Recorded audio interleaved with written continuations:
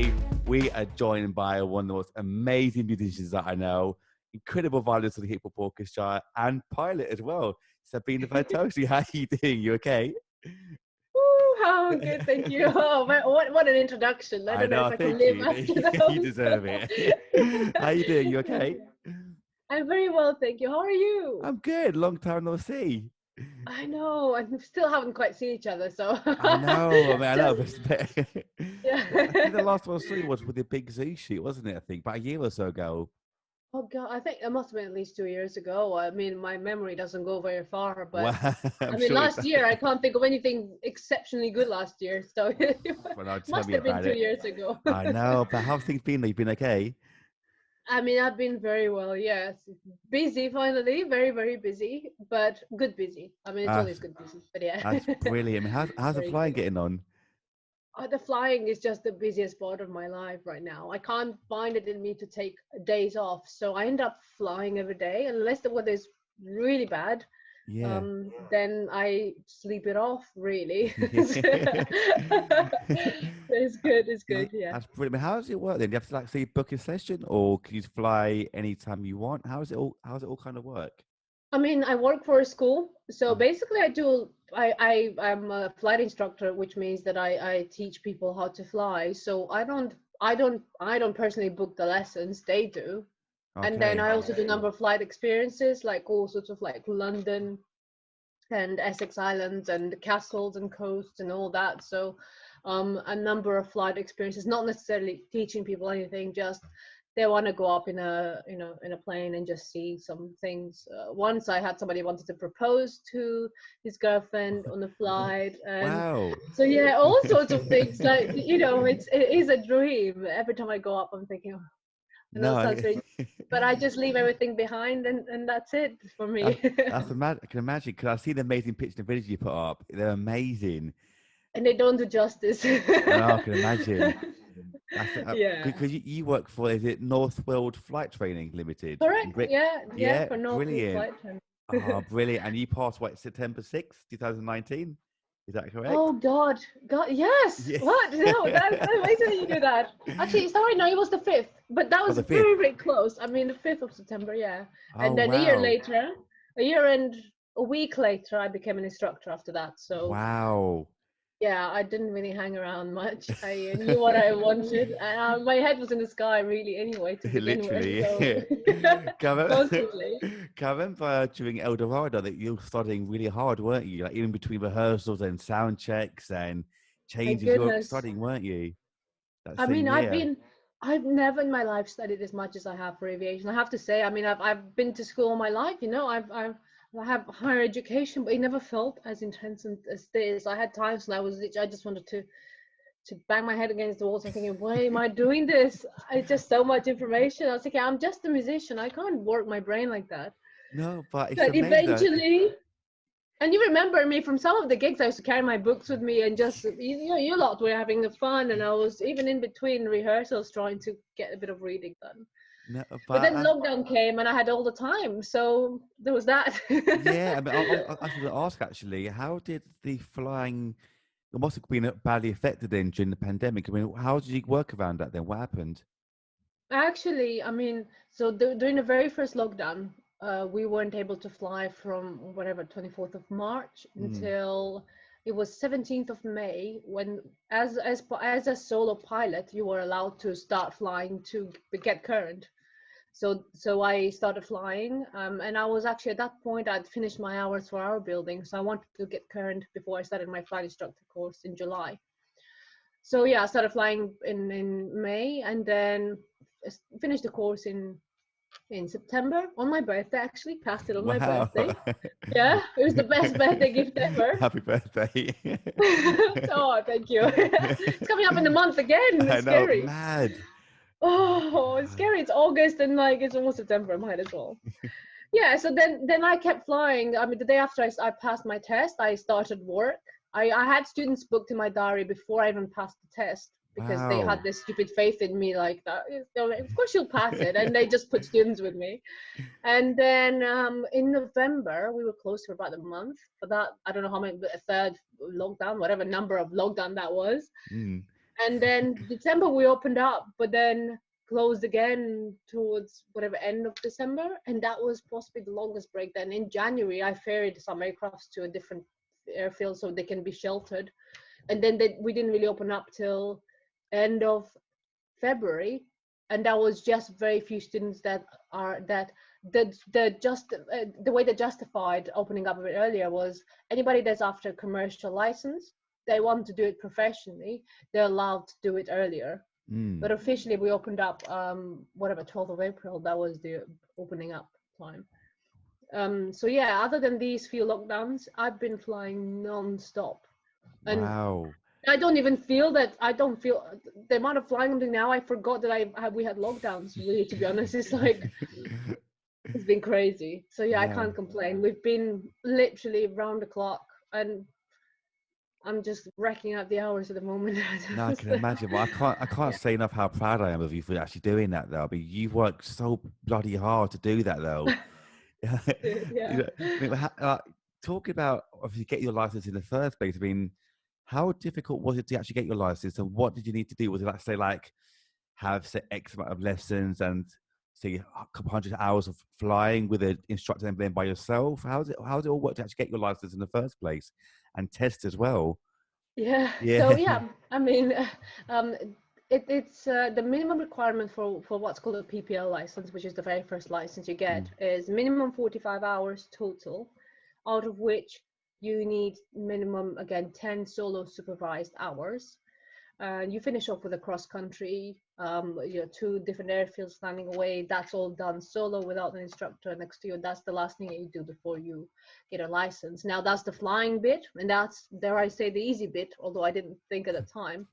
As part of the PPL license, you need to pass 9 written exams. 9. Which again, at the time, I thought they were the biggest nightmare in the world until I passed the commercial exams, the ATPL exams. Those were the big pain.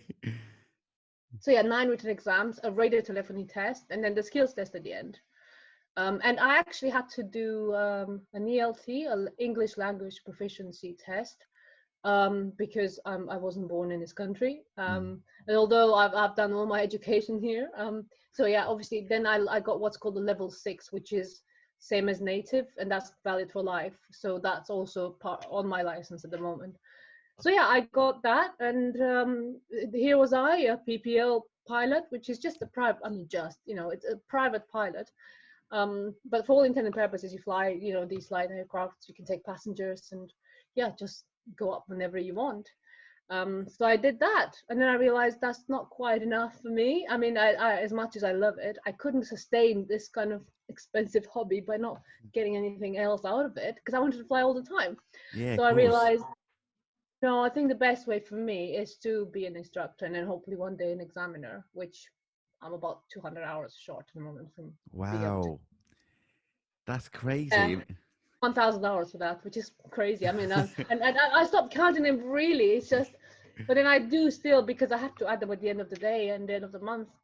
But yeah, and then I just kept adding them, and I realized, well, although my dream is not to go to the airlines, these commercial exams are the exams that airline pilots do, which are an absolute nightmare. And made me realize that I'm much happier that I know how difficult the selection process is. Because dare I say, I know it sounds horrible, but luckily when I go up in the air, I know I'm not going to find as many idiots as I find on the roads, which is a blessing, honestly. Like, it's a nice community. It's a really nice community. And my only the only thing that I don't necessarily like as much is the fact that females are still not quite encouraged enough, which is silly. There's That no is reason why we silly. shouldn't be. But then, I'm the only female instructor in the school, and there's maybe 2 or 3 female students out of hundreds of male students. Wow. Now, I'm very much in a male-dominated environment, which is fine. I'm one of the boys. That's absolutely fine. But I wish there were more girls because it is open for everyone, Of course it and is. anybody can do it. Of Anybody can do course it, it even is. just for fun. So yeah, Yeah. I'm hoping that people will see it and think, you know what, I would like to do that, but I didn't dare think about it because when I was young and I would tell people that I would like to fly, and they're like, why did you become a flight attendant? I was like, well, yeah, but I want to fly, Hmm. not the same thing. Yeah, of It's, course not. Yeah, of course it's not the yeah, same. Yeah, I didn't think absolutely. about that actually, that there's not as many female pilots, is there? I didn't think about that I mean, until when you right look at the now. percentages, the numbers are shocking. I mean, they're it's like what, 5% women or something, and in general aviation it's even worse. In commercial aviation, there's a few more, Mm. but yeah, it's shocking how unbalanced they are, and it's a shame. That It's a is a shame. shame. It's a huge shame. I mean, what drew you to want to be a pilot yourself in the first place? Have you always been interested in flying? I mean, it's been really strange. I have been interested in flying, and I used to, be one of those plane gigs that goes to the plane spots and all that, and like, you board a plane and you go like, oh, can I have a look in the cockpit, and like, oh, I'd love to do that, and they show you some of the switches, and you're like, oh, that is so amazing, and taking thousands of videos and pictures. Um, and then of course, I think when it really started more was what, about 5 years ago, I don't even know anymore, a few years ago, when I was visiting my boyfriend in Greece, and of course he was doing his pilot training there, but he was still flying with an instructor, so he wasn't able to take just me up. So I was sitting in the back of a light aircraft flying over the Greek islands for a couple of days, and I felt like, oh, that is amazing, but it kind of stopped because I was thinking, surely it's not for me. It Yeah. didn't look easy. And then I took it upon me to book, it was a Groupon voucher or something really silly, again, one of those things. I just booked it for a flight experience, and I just called him up. I was like, I know it's really last minute, but do you have any availability today? It was a nice sunny day, and I was thinking, Yeah. I don't know. And you're like, actually we do. And I Yes. went up, and then like I went for the lesson, and they were like, my instructor was like, so why don't you go for a license? I was like, what? No, nobody asked me that before.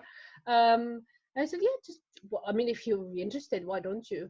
And I said, well, actually, I might do. And like, I think it was next day when I already ordered all the books and paid half the course up front half there, and Wow. just never stopped. It is. I mean, they say flying is the most expensive drug. I would be better off doing any other drugs, really, but um, it's been such a journey, and Yeah, I can yeah. imagine. I mean, what was that first initial lesson like for you? Must be really were you like, was it nerve-wracking or It wasn't. excited? The thing is, I wasn't. I mean, what I was, because I knew a thing or two about planes, so I think he picked up quite quickly that I wasn't your usual trial lesson. So I got in the plane. Of course, I was all very quiet, waiting for him to do the checks. I didn't really interrupt anything. And then yeah, he gave me control to do the takeoff, which was amazing for me. I mean, Wow. obviously he was there to help. I know how it works now. Of course, you're there to help. You have dual controls. You can't do much wrong. So anyway, so yeah, I did a takeoff, and then yeah, we went away for an hour. It was, and he showed me a few things, but I think mainly he was thinking of, I just want to enjoy the views, something. But immediately after we went for the local flight, I started asking, okay, so what is this? Where are the flaps? How do these work? And he was like, okay, right. I mean, maybe you want to enjoy the views, or and like, I mean, not get overly technical. But I was like, no, I want to know these things. Like, I can't just sit here and not understand Yeah. something. Yeah. Yeah, and then yeah, and I honestly, I think that day I probably took, what, 2 3 pictures I took, and then throughout the whole course I did not take a single photo. Wow. And it was so intense. There were days when I just wanted to give up. I just felt like, oh god, it's Yeah. just not for me. It is hard. There's so much to take in. It's a bit like when you first learn how to drive, but then you add the third dimension and a bunch of other things, which Yeah. there's a lot more confusion. Look, I was going to ask you about that actually, because obviously flying obviously is completely different to driving. I mean, because of that, our lessons are a lot longer, say a minimum of say like 2 or 3 hours. By the time you actually go up, Oh, then come down, or how, no, no, no, no. I mean, the way it works, it's a bit like with anything else. The attention span of a human being doesn't quite stretch very far, yeah, and when you introduce some person to a lot of new things, it's human nature for everybody to only take in a certain amount of things, and then you could be there for 4 hours, but they're not going to understand any more. So most of our lessons are 1 hour. okay, And then later on for navigation legs, which are longer journeys, they become maybe 2 3 hours. But to start off with, it's only 1 hour. And honestly, Okay. I look at some students who after 1 hour, they're absolutely drained. They cannot take anymore. And I Mm. remember how I used to feel back then as well. Now, of course, I've got 6 slots per day, which means that Wow. I do a lot more hours. I mean, I might just be physically tired.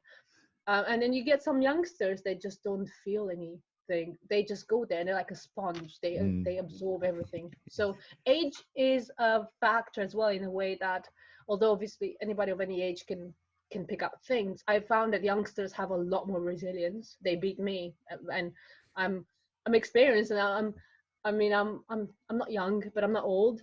I would at all. But they beat me. They've got so much stamina. It's unbelievable. They just can't get enough. They're just like high on this drug. Honestly, they are. Yeah. I mean, talk about that actually for yourself. Actually, then, did you do extra kind of outside training to up your stamina and your kind of attention span in a way? No, Nothing. no. Uh, Think you know how things become when things become automated for everything you do, then you free up a lot of mental energy. So things that you used to take a lot of your attention, like just maintaining the aircraft in straight and level flight, or just getting it, watching your instrument. Now it's all done on a subconscious level. In a way, you just get it done and it becomes intuitive, which means mhm. that my attention and my mental capacity can expand a lot more, because I don't have to focus on these small things. Whereas as a student, every single thing is like, it's just your attention is trying to go everywhere. Yeah. And nothing is quite automated at the moment, so everything is a big effort at first, and then the more you do it, the easier it gets. I mean, even just moving the aircraft on the ground, it's so different from driving a car that it catches people out. We've got the foot pedals called the rudders, and that's how we steer the aircraft on the ground. Now, of course, every single person that gets in the aircraft will put their hand on the control column and try and drive it. When I mean, nothing will happen. If you can tell a control column on the ground, nothing will happen. The aircraft won't turn, won't brake, won't do anything.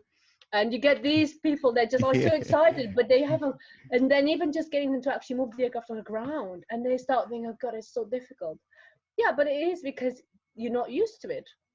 Of Only because course. it's something different. But once you get past that, that is, I mean, it's the most beautiful thing. Oh man, of course it is. I mean, oh, I mean, obviously all of it is like stupidly difficult, but were there any parts that were kind of easier than you thought, and then vice versa, like harder than you thought? Like you said, like I didn't mention the starting off was like with the Rodgers and so forth. Were they Yeah. anything easier than you thought, and vice versa? I mean, not to begin with. I Yeah. suppose, I mean, not easy as such, but I think most people, and including myself, were very surprised at how responsive the aircrafts are. The tendency is again to, when you try and do something, is to over control, overdo it, because you think it needs so much help. Actually, it doesn't. And in a way, that surprised me how easy it is. It doesn't need much, and it responds very quickly. Mm. But yeah, things that were hard, even just at first, I found it really hard to understand all these radio telephony phrases and to adapt to it, and to actually say the right things in the right order, to actually listen out for my call sign when somebody was trying to get in contact with me. Things I hadn't really considered first, because I thought, oh, I just Yeah. need to learn how to fly the plane. Yeah. But yeah, so things like that are actually absolutely vital, because it's not just you up there in the sky. You have to coexist with other pilots, the air traffic control, and you've got what's called a call sign. That's your name for the day, and anytime you hear that, although there's so much chatter on the radio, when you hear that, that's for you. So you have to listen out for it and respond and react to it. And I think I was so focused on what I was trying to do, that thing just went completely out of the window. And they do Yeah. say in high stress situations, hearing is the first sense that goes. So yeah, that just Yeah. that just went. Yeah. And I yeah, mean, I was think that that shocked me a bit. no, I can imagine. I mean, was that part of your studying then to understand exactly what to say and how to respond in that high stress situations then? Oh yeah, yeah. I Yeah. mean, part of our 9 exams cover a number of subjects and a number of situations, and but a bit like with everything, you read a whole book, and I've read every single book, some more than once, um, and then you actually, you sit the exam, and again you just tick the box, but then you get up in the air, and it doesn't click. It doesn't appear to you immediately obvious that all the things you've been reading necessarily apply to this situation, to this. and it's just that sort of streetwise, you learn, you know it on paper, but Yeah. then practically you don't really have that kind of experience, and you don't really know what that thing is for. So yeah, I mean, obviously I would always say definitely for anybody that does this, of course, read through everything there is, but then practical experience cannot be replaced by anything else. Of course. And that's all there is. A bit Yeah. like, reading on how to play an instrument. You can read all day long and it will be useful. But if you don't touch that thing, it'll never happen by Yeah. itself like that. So Of yeah, course. just like Yeah. I want to say how bloody proud I am of you. It's incredible. Honestly, so good. And you mentioned about my pleasure. And you mentioned the examiner. You want to be an examiner one day. Is that the highest level you can get, or is there one above that, say, for commercial planes and other kind of air vehicles? it's a tough one because of course there's different areas of aviation. So Mm, of course there's the commercial aviation, which are mainly the airliners, the private jets and all that. yeah. There's a lot of crossover, because of course flying is flying, and flying is fairly, it can be in a way generalized to a certain extent. Now examiner, and you can be examiner in an examiner of what we call or in what I will be qualified in what's called a single engine piston, Mm, which are the most basic planes. So therefore, I wouldn't say this is the highest one. Then of course you can become a higher type of examiner, like examining for multi-engine, even type rating examiner, and that's for the airliners. So there's different types of mm, examiners depending on what your current rating is as well.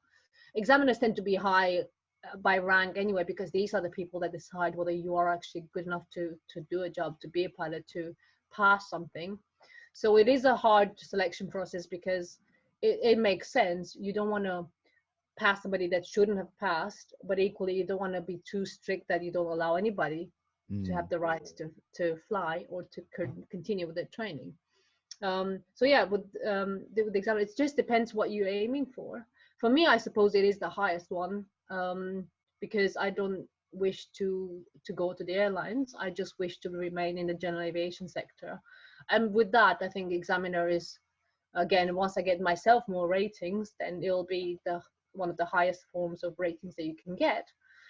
But it's so much, you can go through an entire list and you'll never run out of ratings to add, and it'll just be one of those things. Can imagine. I mean, Yeah. I mean, are there different licenses for day and night as well, or just one exam cover everything all day? No, so the license itself is just the one license, and that Okay. license is valid for life. Now, on that license, you add ratings, and one of those ratings is night rating. Mm, So getting actually to get your night rating, you don't need to sit an exam. You just need to do 5 hours during the night, okay. and then so out of those 4 hours, sorry, 5 hours, four can be just a navigation leg and some general handling during the night, and at least one should be with you doing 5 solo touch and goes, or just circuits basically, and that again is done solo, so Mm, that you're confident and current in taking off and landing during the night, which brilliant. is a bit different. I Yeah. found that my night rating has not been extremely useful because I haven't really, other than flying for my night rating, I haven't done any night flying Yeah. because we don't have lights in Northville. Oh, But it was one of those things, magical when it happens. I can imagine. But Um, yeah. yeah. I mean, after every session, do you have to clock in your hours, or is there some kind of like a black box that counts the hours for you, so you can't say cheat just in case? You can't Oh, say I do honestly, I 4 hours, wish there but was. yeah. No, I mean, I've never, I'm very truthful, and obviously there are, you always have to be certified and checked at the end anyway. Yeah. But no, I mean, yeah, I wish there was some black box that could count my hours, because that would make my life a lot easier. I'm Yeah, not I can very good at imagine. maths or Yeah. anything. I mean, I used to, I'm down now being very strict. I do, unless there's some exceptional situation, I log my hours at the end of the day, um, so that I've got everything up to date. Because for me, I also have the situation of when I have students flying solo under my license, I have to log those hours as part of instructing hours, not Mm, myself flying, but instructing hours.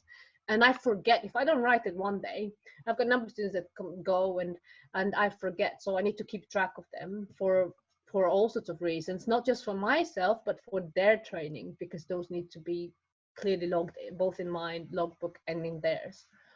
So yeah, I do it every day. At the end of the day, it sits right here next to the desk. And yeah, once I finish a page, I know I've got another 26, 27 hours. Wow.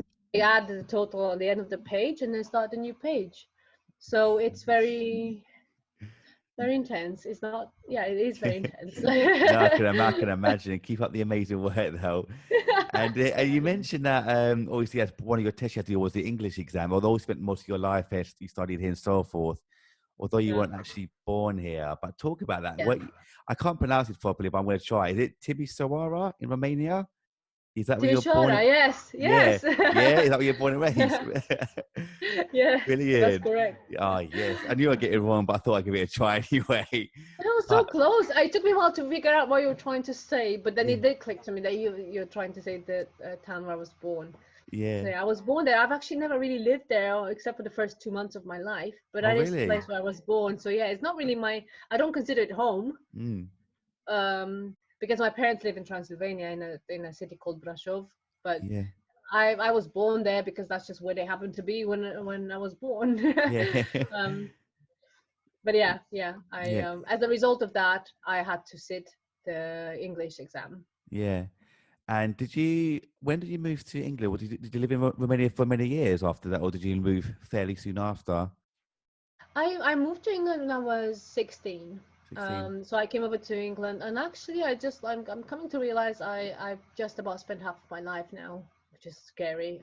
Yeah, literally half of my life I spent in Romania, half here. Um, yeah, I moved here on the music scholarship, as you do when you were Hmm. young, and didn't think much. I went from one to another, and basically just stayed here. Initially, I Yeah. was coming here for 1 year, for like it was almost one of those exchange student sort of situation. um, but obviously I didn't really want to. I found it an amazing experience, and I didn't want it to end, Mm. and luckily it didn't. I um, c- I mean, look at so, that, I'm still here. I'm y- still here. yeah, and thank I'm God gonna you are, die here. honestly. Thank God. Because did you learn with your mum from 4 years onwards, the violin? You learned with your Yeah, mum? You did I music as mean, well?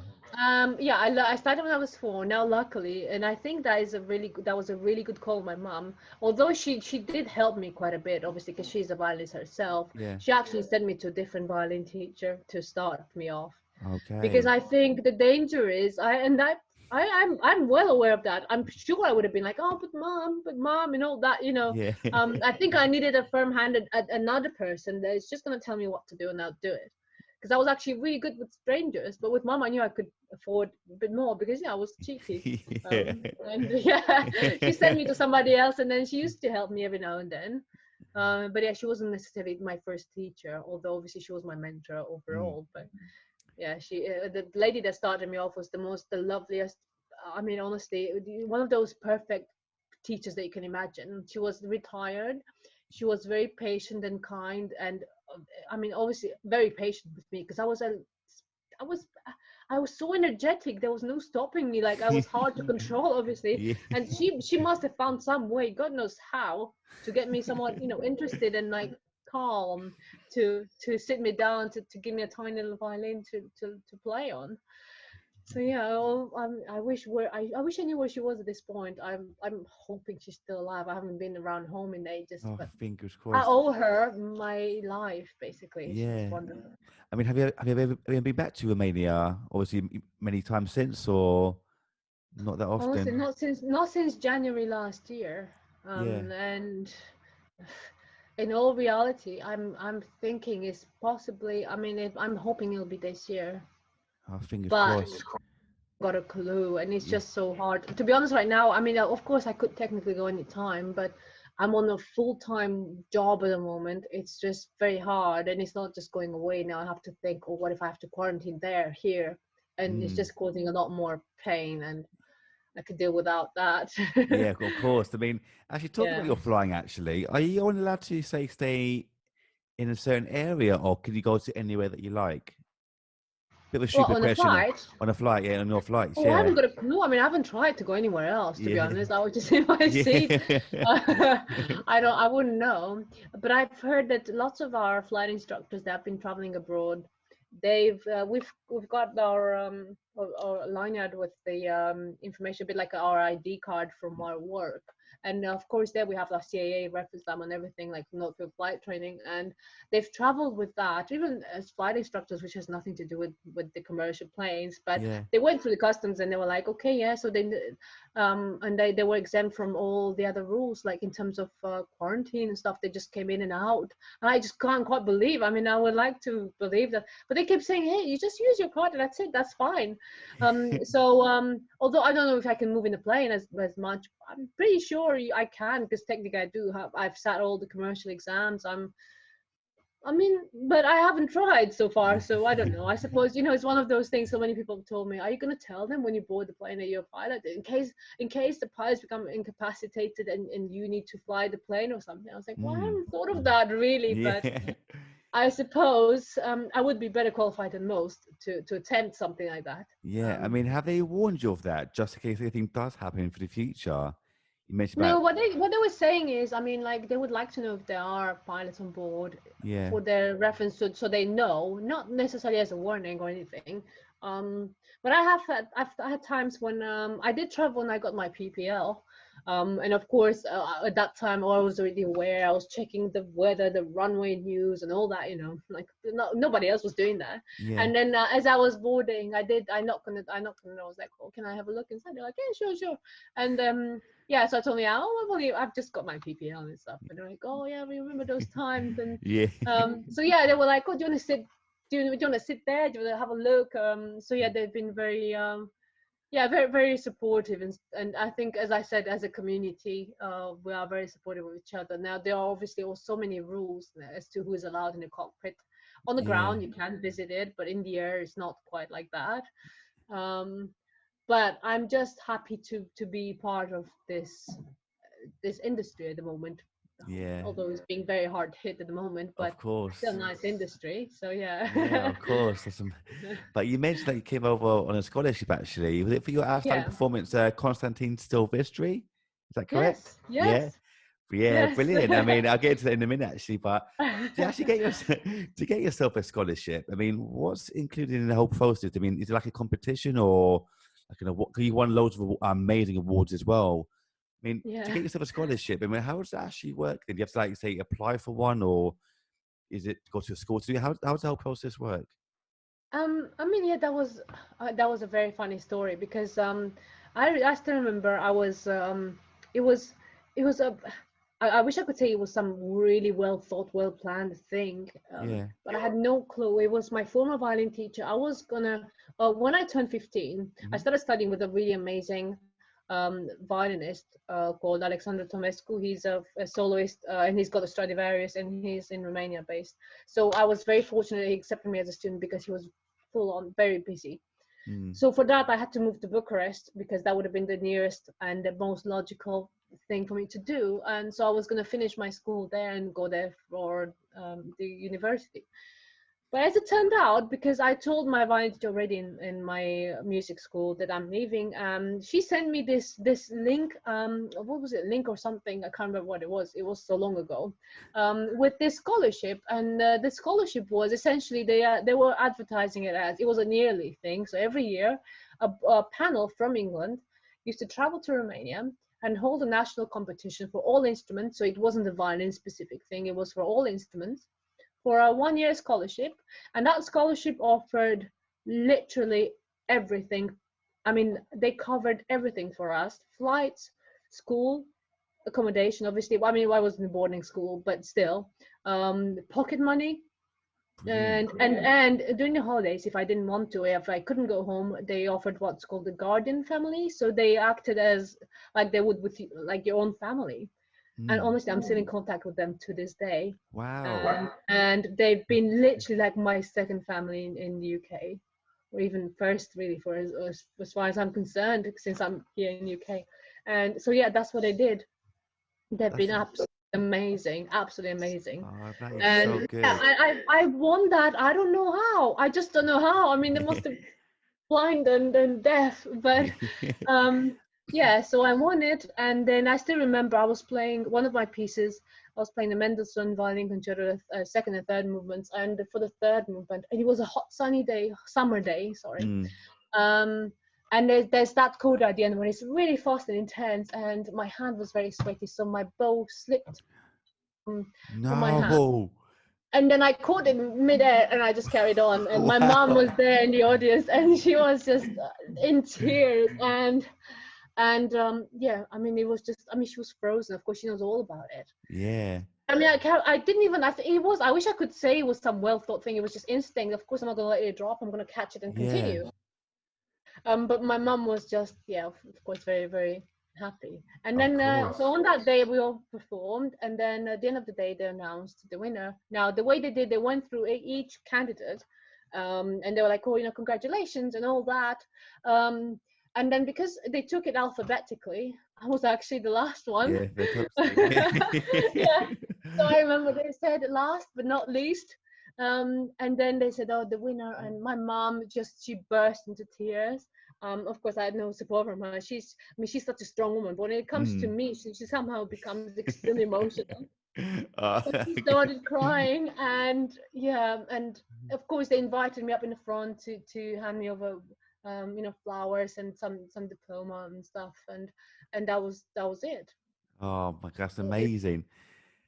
Mm, just match made in heaven. I don't know what to say. It was just beautiful. No, I can But I forgot to imagine. say a part of that. So it was the playing part, and I forgot about that. Actually, there was an interview, of course, as well as you would expect, Yeah. and you that had to be conducted in English. Obviously, they had to make sure that the candidate was able to at least just have some sort of decent grasp of English so they can communicate and actually benefit from the school in England, because it's otherwise they wouldn't really. What would they do? So maybe I wasn't the best musician. Maybe I just knew how to speak English. Who knows?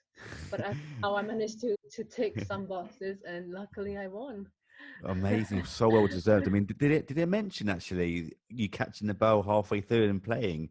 Did they I talk mean, we about didn't any have points? that much of a chat later on because, of course, then they were in the school. Yeah, they've commented on that many times, and it has become one of those trademarks, really. Like, oh, why don't you pull another trick here? Or Yeah. yeah, I think obviously to them it was so impressive, but to me, I just because I put no thought into it. It was so instinctive that I didn't think it was such a big deal because I can't take any credit for something that just happened. Not Mm, because I planned it, it just happened. So I didn't want them to be so impressed because I felt like I didn't do anything to deserve that kind of yeah, praise. It just happened, and it's yeah. no big deal. Not the first or the last But one to do that. oh, but it's a big deal because you're so amazingly talented, like incredible. I mean, but obviously to get to that position, you got to put in the hours every single day. Like I know you, like that faces it all, but like how to get to that position, even to this day. I mean, how many hours were you doing a day to get to that position in life?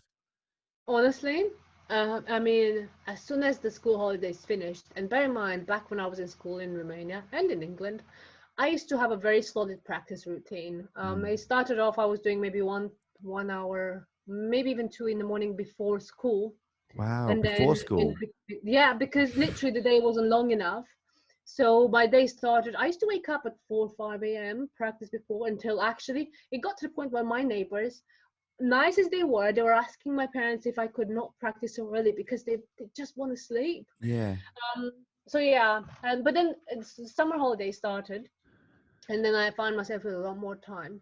And I went into a extremely strict, which I haven't had since until I started practicing my auditions, and like again very intense. And I used to do at least a solid 8 hour day practice.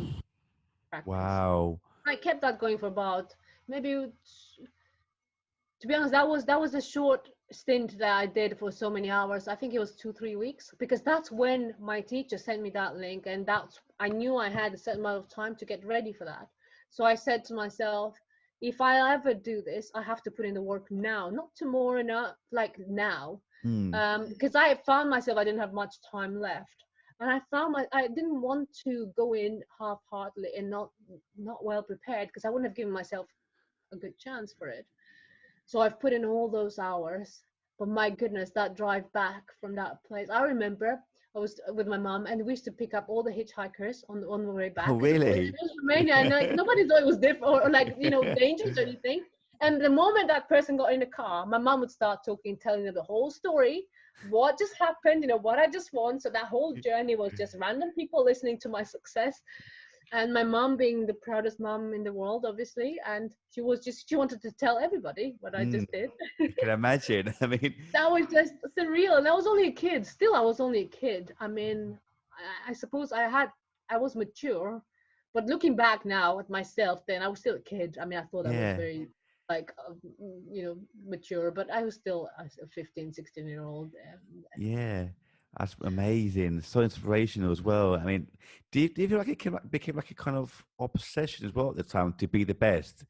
You got to Yeah. put in the hours every single day to be the best. It was like an obsession for you. I mean, I think everything that I've put my mind to has become an obsession, Yeah, and maybe it's a good thing, maybe it's a bad thing. I mean, definitely, what I can't stand is mediocrity. yeah, I can't same. settle for anything like that. Yeah, exactly. I Yeah, know you're the same. yeah. And I just couldn't sit there and just be like, you know, I might be a decent musician. I might make the top 3,000, or, but what does that mean? It means Mm, nothing to me. yeah. And that's always been the case with music and with flying, because when I joined the flying school as well, I was asking them, how long does it take to get your PPA license? They were like, oh, about 1 year, maybe 2 years. And I was like, well, I only have 2.5 months. And they looked at me like, nobody's Yeah, done it in, yeah, nobody's done it yeah, like that. And nobody's done yeah. it in minimum hours. Nobody's done that. And I looked at them and I said, okay, but I'll try it. And then when I was about to finish, I remember even my instructor told me, he said, like, I've never had anybody like you that's done everything so quickly and so well. Wow. Um, and yeah, it was a bit like that. So everything that I do, once I set my mind to it, I do exceptionally well, because not because I'm exceptionally smart in any way, But you but are. because That's the I thing that give it you my really are. all. Yeah. No, no, I'm really not. I'm honestly not. But I do give it my very best.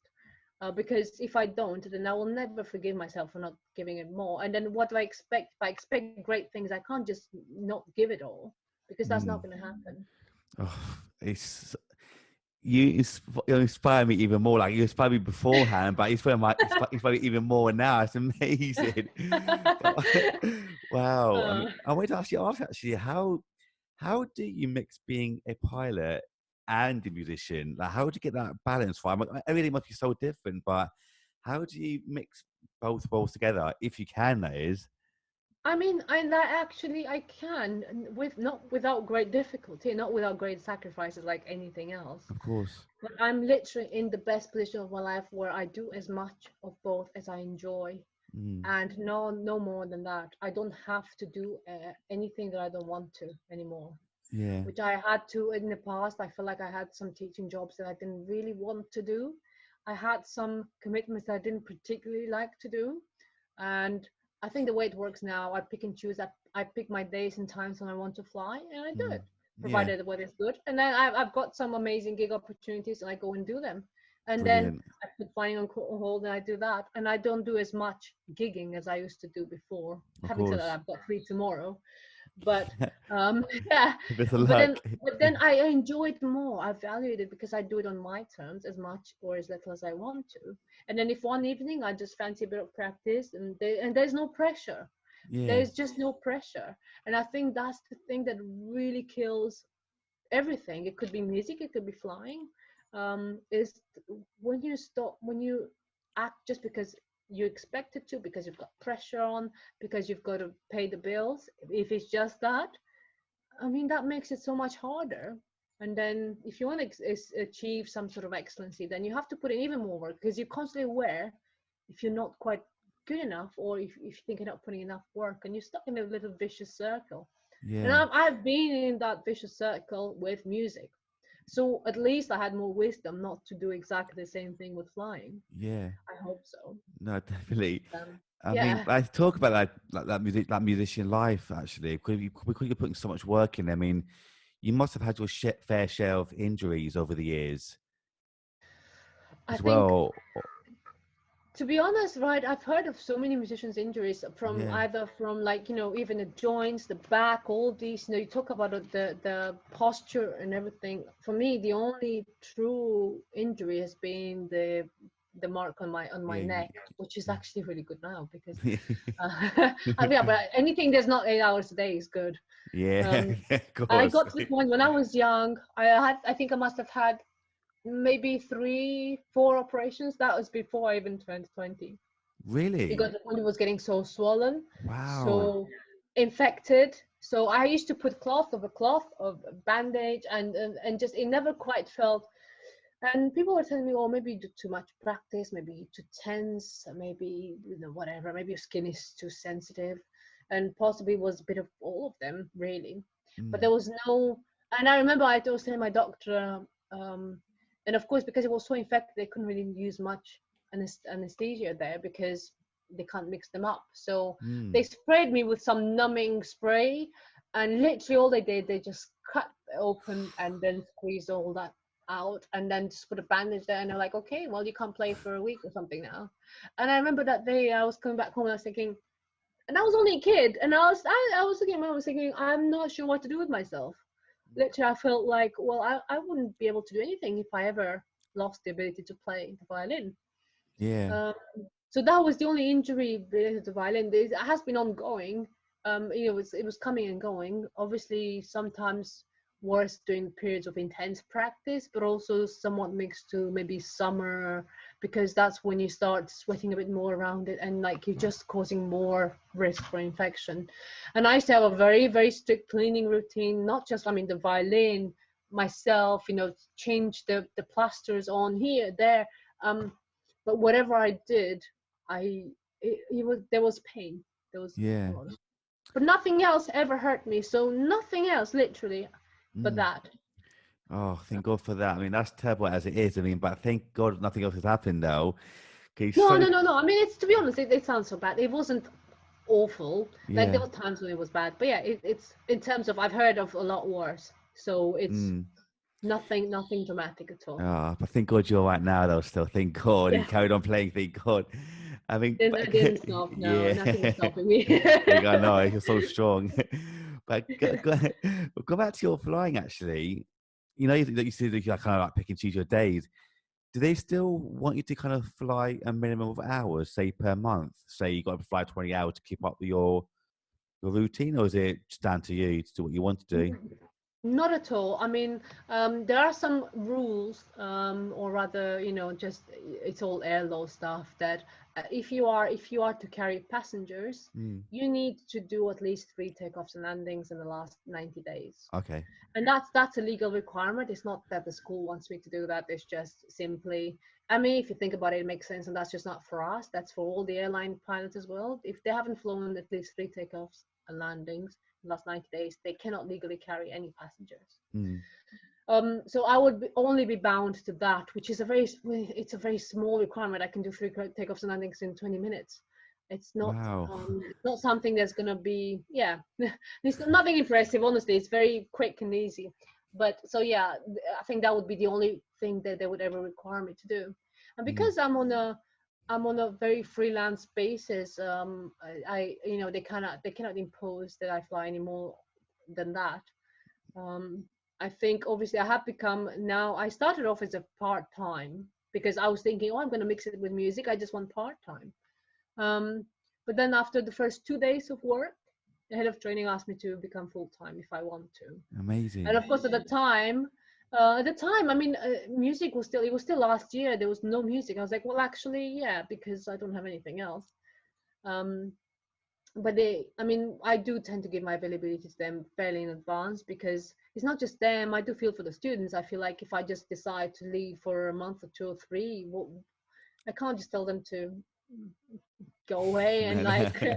or try and fly with another instructor, or yeah, they are quite loyal to me, so I want to make sure that they are happy and can see them through the training. Mm, So yeah, I think of all these things when I take any time off, because I want to make sure that I don't cause any disruption. But they yeah, cannot force me to fly anymore any less than what I want to. of course, of course. But actually, go back to your scholarships. Actually, did you get two different ones? Actually, or one? Because I know that one was for sorry, yeah, the Pocklington School in York. Yeah, yeah. Yeah, and then was you get another one for to go to Wellington College as well? Correct.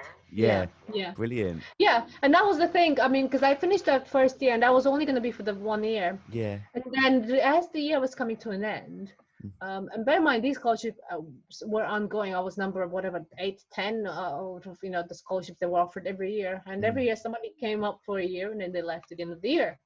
Of course, I was that special kid that decided, well, yeah, but I don't want to go. So I started applying elsewhere for scholarships, and Wellington College, luckily, got back to me. So I went there for another interview and audition, and luckily I got a full scholarship there as well, and it's Amazing. on the same terms, basically the same terms. So yeah, I had accommodation, pocket money, everything, and another beautiful, amazing guardian family. Um, Both of these families have come to watch me 2 years ago when I was leading the Moscow City Ballet Orchestra and I was touring around the UK. Yeah. They both came to see my performances and they were in tears, so proud of me, bless them. Wow. Yeah, we kept in touch and it's amazing. I mean, that was the first time I'd seen them for years. And yeah, we kept in contact and they were like, we want to come and see you. And Yeah. they were just, so yeah. So they offered the same sort of scholarship. And then they actually took me all the way through the audition process as well at all the music colleges. And then, yeah, so I got accepted to all of them. And then I picked the Royal College because that offered me um, some help with the sort of the school fees and living expenses. So I had a part scholarship, and that was for me. I was thinking, oh God, I mean, I'm going to be a student in London. You know what that's going to be. Yeah, of course. Yeah, after that, they took me through there, and they offered me a lot of help and support. They've been really great, also. So yeah, That's kind of picked incredible. up from there, and in a way, that was a bigger school. And my goodness, I mean, I was obviously out of place there because, I mean, I'm not being funny, but obviously, I mean, I was on scholarship. There was no way I would have been able to afford those school fees, whereas Mm. the other ones did.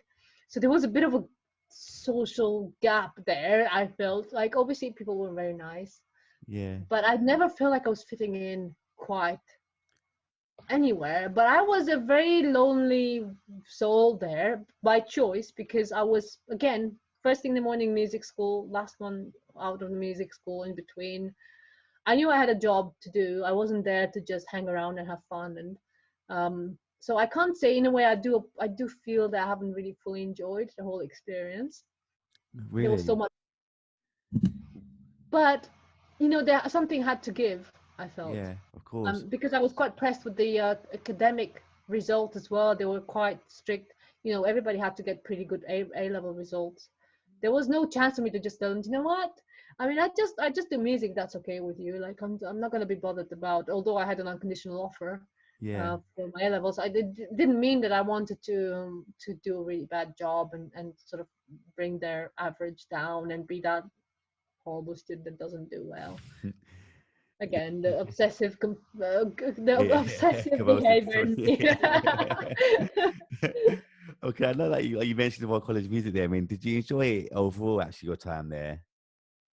That was a bit more, in so many ways it was more enjoyable because we were all there musicians, Hmm. which is, again, I was one of the only musicians in both of these previous schools because of course they were not music schools, they were just regular schools. And I've made some amazing friends there. Some of them we're still in contact with. Um, I'm a person that sort of feels connected to a few, but quality over quantity has been Hmm. for me. So I didn't interact again as much as others. I wasn't partying at all those events and like as most students do. And I know student life for me has not quite been the same as for most people. Yeah. But I think looking back at it now, I definitely feel like it was a good time. But at the time, it didn't always feel like that because there was a lot of pressure. And Yeah. I found that just trying to live in London and be a student there and just be all responsible. Of course, I had to become responsible at a very young age. And things haven't been always easy. There were times when I wanted to go back home. I almost did. I think the Really? only thing that stopped me was that I wanted to transfer to Bucharest to finish off my university there, my degree there. But there were so many things that they were requiring, all sorts of differences. And in the end, I said, it's fine, I'll just do the last 2 years then, and that's it. And I was bent on just going back to Romania and just not. I felt like I've spent enough time here, and I had to have that little rebellion in myself too, and try it. So I went for a few months. I even didn't want to carry on with music necessarily. Wow. Again, I was just fed up. I got my degree. I didn't even attend my graduation. Really? I just go back home. I know. Wow. That's what I mean. It's like I wasn't your typical student. Yeah. And then nothing against Royal College of Music. I've had some amazing opportunities there, and I've definitely enjoyed a lot. But I felt like the music industry wasn't quite what I expected. I felt like there was a lot of disappointment. And I spent so much time and money and effort, and I've given it so much of myself that I felt like I'm not sure I'll ever I'll get that back, really. And I wanted to give Romania a chance because I felt like I left so young. But then I think it only lasted for about 4 or 5 months when I realized there was nothing for me at home either. Not really. And so I came back and I kind of almost started from scratch. But again, through the help of lifelong friends that I've made here, and they've just picked me up and literally they had me in their houses just looking after me until I got on my feet. Because when I left, I didn't leave on bad terms, but I left with everything, like I didn't care. So I didn't really think I would want to keep any contact or anything because I didn't think I'd ever come back. Wow. Of course, then I did. And actually, I was surprised at how quickly I managed to get back on my feet and just get on with it. And it's been fine. And then I spent years of doing a lot of gigging, a lot of teaching. And that part, again, has become too much for me, though, because it was always the same thing. And in my mind, teaching was going to be so much more inspiring than it turned out to be. And that was a big disappointment because the education system was not and is not really what I would like it to be. And not what I've been used to as well. I think I was shocked. I was shocked that as a visiting teacher, you get treated a bit like a guest. Like you're there for a week and we don't really have to go out of our way to practice or respect you too much because you're only here every now and then, and like you're probably not even a real teacher. So I was shocked at this kind of behavior. Whereas in Romania, they're so strict. You would never dare talk to a teacher like that ever. So yeah, I had to really lower my standards a lot in terms of what I expected of others. And I realized that you cannot help everyone. But that became a bit soul killing because I was thinking, so what is the point then? Why am I here? So yeah, I realized that I have got to change things. So I've as of this moment, I have one student.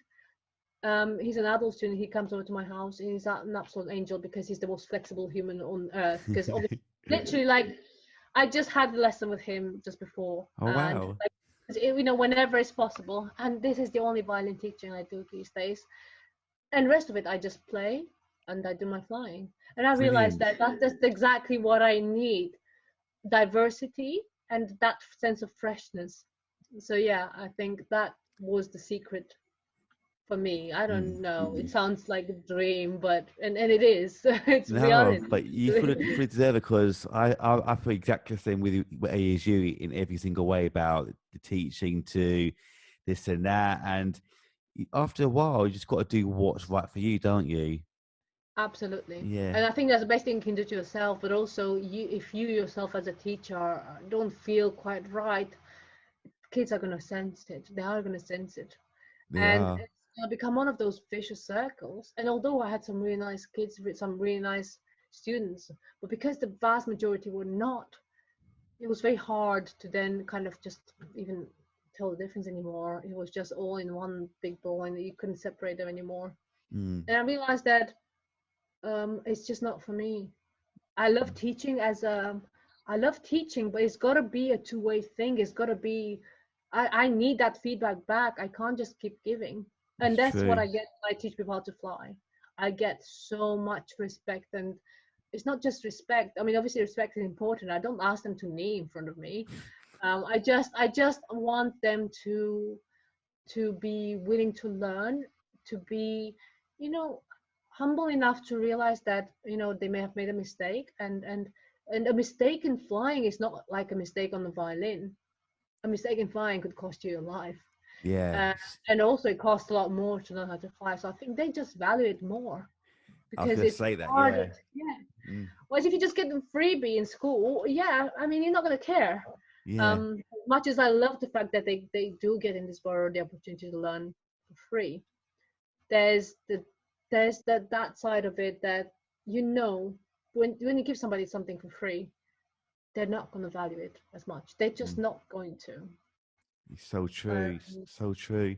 that's a tough reality to accept because you want to give them the opportunity for free. You want to, Mm. but out of all those kids that get it for free, so few of them actually end up using it in any way. And that's so sad when you don't do that as well. I mean, you're giving this beautiful gift of an instrument, and you're not using it to its full potential. And that's why I guess that's why I admire people like yourself and people who actually get these instruments and use it to its full potential. Because music, as you know, we both love music so much, and Exactly. when you don't use it to its full potential, it's sad, isn't it? It can take you to brand new places you never thought before, and you meet people and takes you places. It's amazing. Amazing. And you got Yeah, to nice venues. And you remember the Britain's yeah, Got Talent and all that. I mean, like, when else yeah. would I ever be on those things? And this has been one of the highlights that will ever, forever be with me. Oh, thank And you. that's what I live for. Yeah, That's 'cause what that's I how I live first met for. you, wasn't it? I mean, that's how we first met, wasn't it? Exactly. Through that. That was literally our first interaction. And that Yeah, feels again like I've stopped counting how many years ago. That was like what,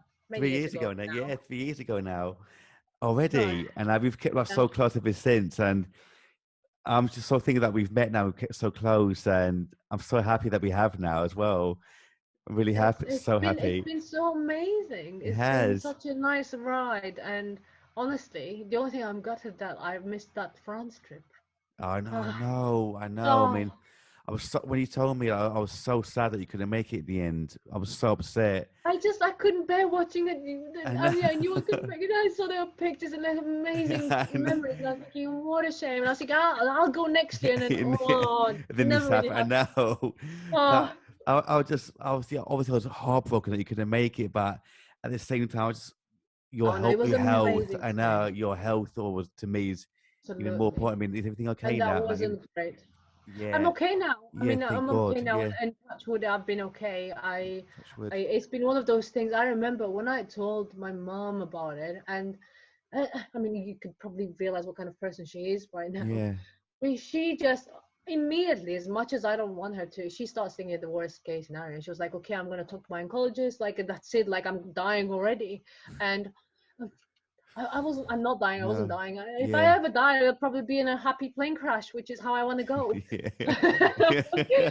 um, but no, that's been yeah, it's been fine. And actually, it's just more of even when I went there, and immediately when they were asking me my age and stuff, and they're like, okay, well that's, and they're like, okay, no, we'll schedule it, like, no delay whatsoever. They were like, and I think obviously for me it was a happy situation because there was actually nothing wrong and they all got sorted very quickly. But they I mean, in that was an actually oncology section of the hospital, so obviously you know, they were taking it very seriously because they would have seen a number of patients, unfortunately some young ones too, that weren't I as fortunate. know. That was just one of those.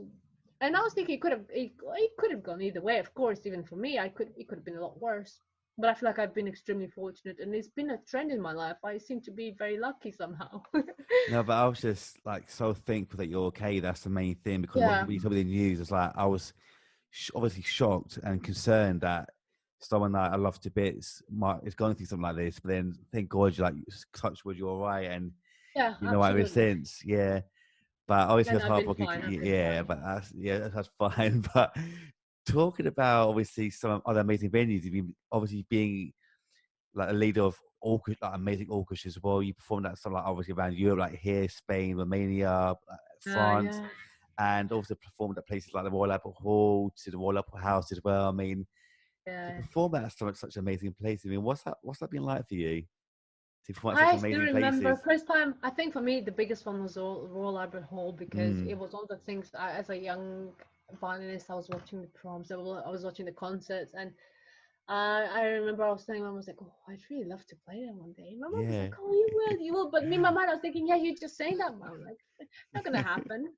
And when I did the interview for the scholarship, I remember they were asking me, oh, so what's your dream venue? Like, where would you really like to perform? I was like, I'd really like to perform with the Royal Albert Hall. And they're like, oh, yeah, I'm sure you will. And I was thinking, you're just saying that. Like, I never really thought. And I remember in my second year of university at the Royal College of Music, and of course, Royal Albert Hall is right across the street from us.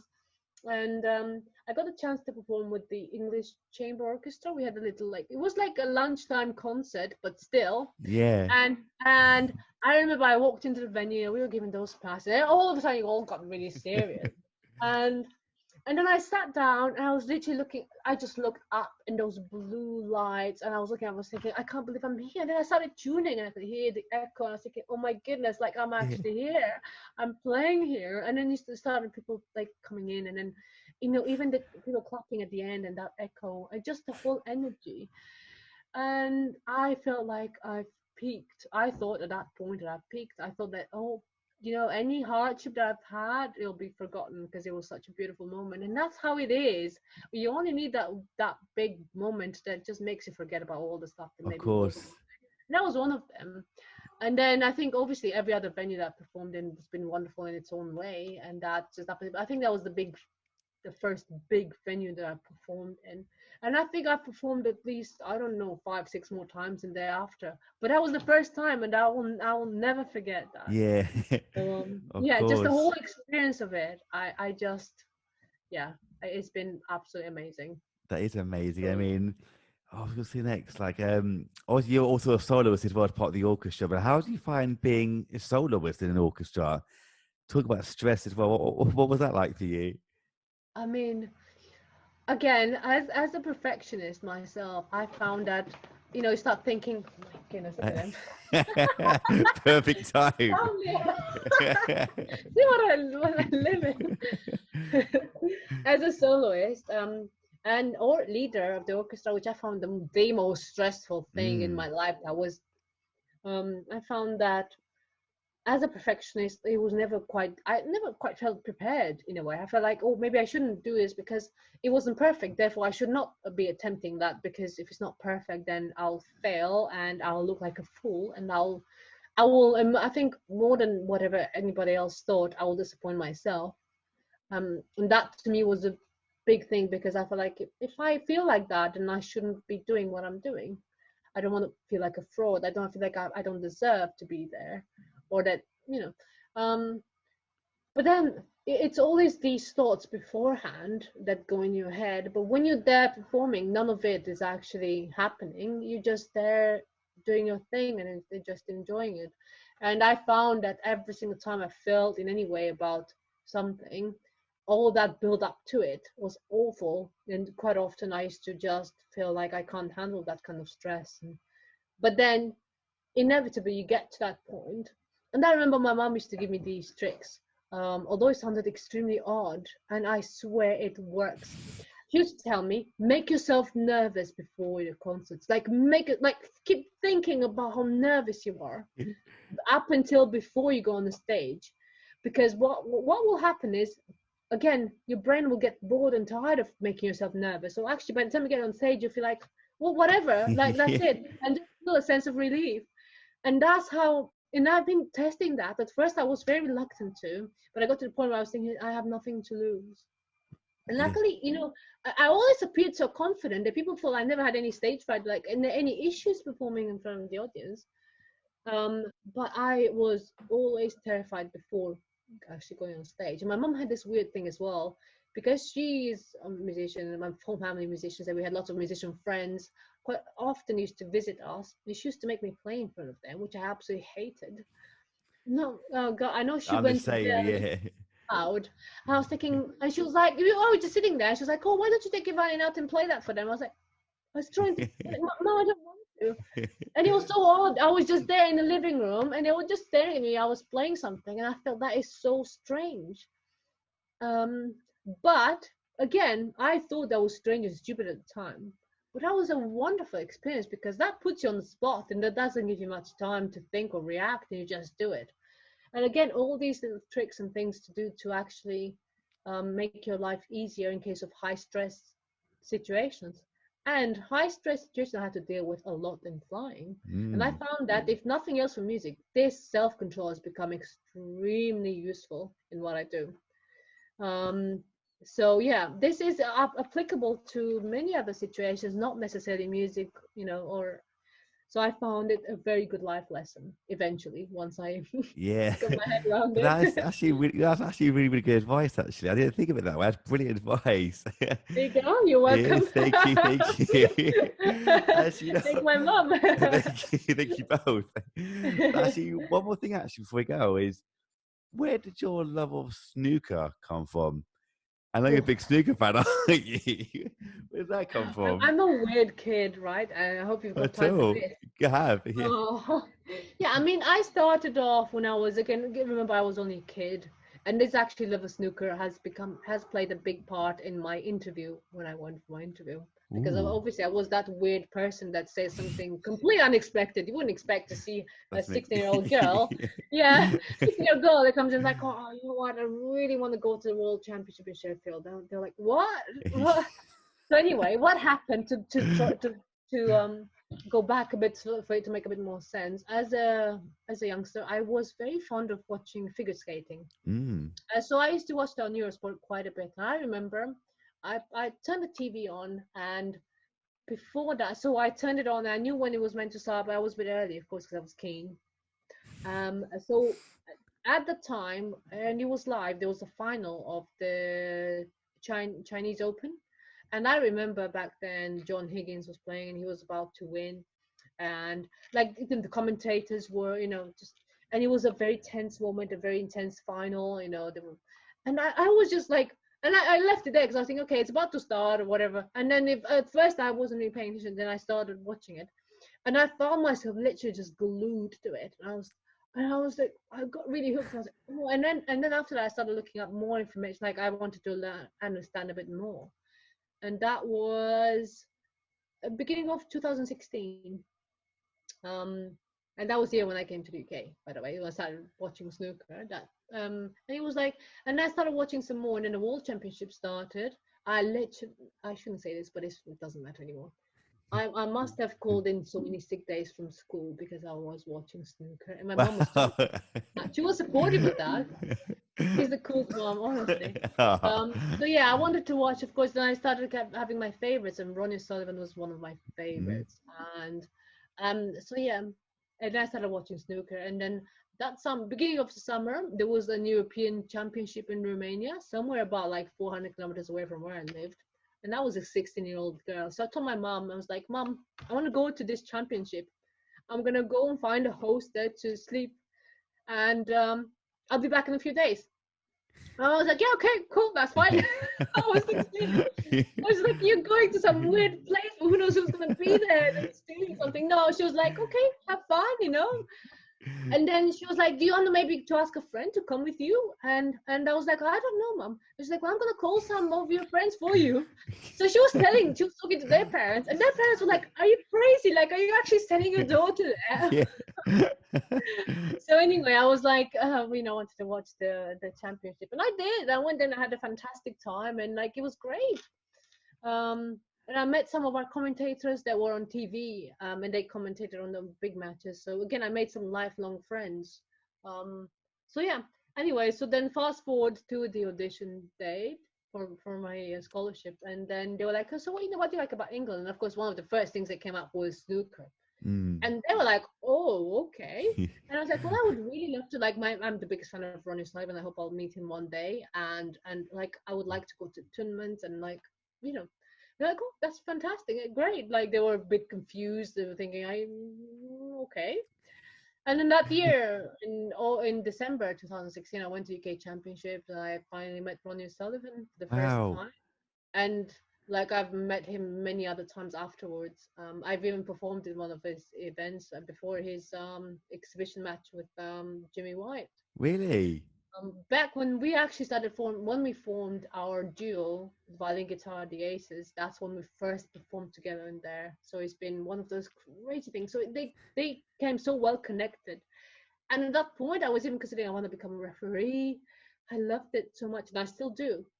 But I don't necessarily want to become a referee anymore, just because I cannot possibly do any more jobs. You But I still can't. plan to go. I go on a regular basis to the Masters in London, and I get amazing treatment and VIP tickets and all the stuff. So they've never forgotten me after all these Oh, years. that's brilliant.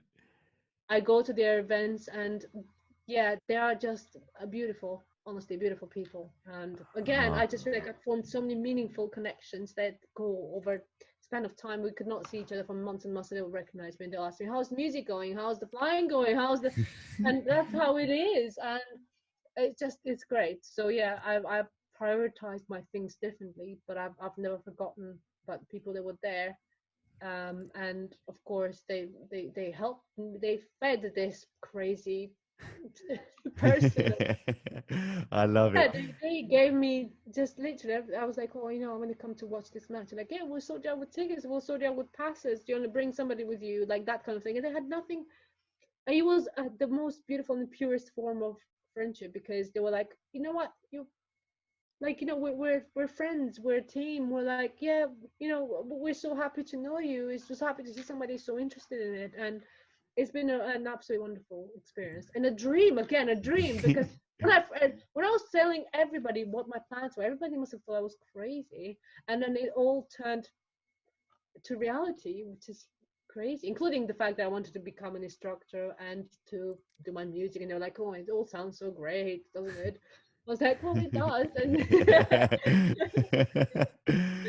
But you know what? That is the most perfect way to end the podcast. And you are a huge inspiration to me and so many people. So keep up the amazing work. I'm so proud of you. And before we thank go, you. actually, as well, is how can people find you online, just in case to see your work? Oh, I mean, you probably, obviously, you've got my Instagram and Hmm. stuff, which is unfortunately just flying at the moment, because That's that's the only okay. thing that is more, it's more visual. So yeah, I've got my Facebook artist page. Mhm. um and I mean, any other social media, I'm on Twitter as well, though I never use that thing. I mean, it's like it's there. um it's, yeah, I'm not very big on, yeah, so it's Facebook and Instagram. Yeah, just these ones really. And of Lovely. course YouTube as well. YouTube, that hasn't been updated in a very long time. But yeah, all these platforms, I am there. So yeah, and anybody wants to check out my stuff, my cat keeps meowing, I think she wants to eat. I'll leave you to Anybody it. wants to check out my stuff, they can do, and I can send you some links if you want to put anything anywhere that Brilliant. Will do. I don't have Oh, it, just spell it out for you here. yeah. Oh, but what Sabina, thank you so much today. I really loved it. Thank you. My pleasure. Pleasure. It's so nice seeing you You too. again. You too. Take care, everyone. Bye bye. Bye.